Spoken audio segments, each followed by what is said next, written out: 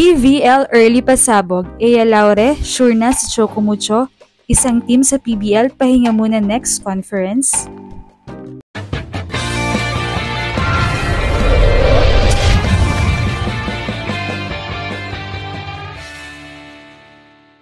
What's up, Volleyball Nation? Welcome back to my YouTube channel. Narito ako para magbigay sa inyo ng updates tungkol sa mundo ng volleyball.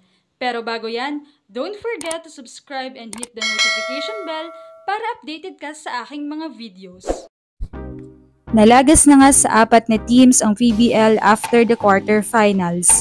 Nanaig nga ang Akari, Creamline, Choco Mucho at Petrogas para sa pakikipag-agawan ng Corona this 2025 PBL All-Filipino Conference. Daratsada na nga sila para sa single round robin sa semifinals at ang top 2 teams nga ang maghaharap para sa gold medal.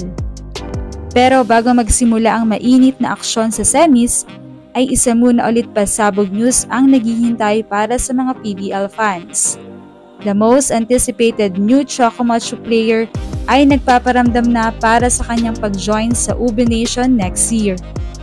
Ea Laureto Choco Mucho, matatandaan ngang isang taon na naging tenga si Ea sa paglalaro dahil nga sa sanction na no play mula sa kanyang former team na Cherry Tigo. Kaya naman isang taon din talagang no-show si Ea sa court. Nakikita lamang siya sa mga TV reporting sa sports at nagtitraining with Alas. Samantala ay isa na namang pasabog nga ang pinakawalan ni reliable insider Mother Lily na matagal nang nagpapahiwatig na si Ea ay mapupunta nga sa Choco Mucho. Noong birthday nga ni Ea ay nagpost ito ng "Tingnan nyo ang story ko at may pasabog ako." Lumabas ang picture ni Ea at sinabing sabay-sabay nating batiin si Madam na may larawan niya at Purple Hearts. Kaya naman nagkagulo na naman ang Volleyballlandia dahil mukhang totoo nga at tuloy na si Ea sa Choco Mucho sa next conference. Which is very exciting na bukod sa magsasama uli sila ni Sisi, ay talaga namang good addition siya para muli sa kampanya ng Choco Mucho na ngayon ay pasok na nga sa semis. Well, mukha talagang totoo na ang kanyang pag-join sa Ube since marami na ring beses na naispatan siyang nanonood ng mga games ng Choco Mucho.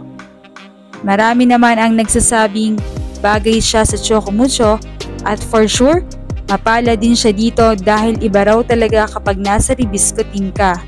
Ibang mag-alaga ang management.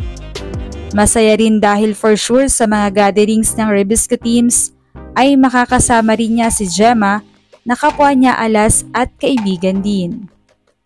Samantala ay may nababalita naman na isang team na baka maglowa muna or leave of absence next conference. Well, hindi pa malinaw kung sino at anong team ito. Gayunpaman ay nakakalungkot kung mayroon muna ngang aalis. Sa palagay nyo ka-Volleyball Nation, sino at ano kayang team ito? Leave a comment below. Thank you for watching and don't forget to subscribe.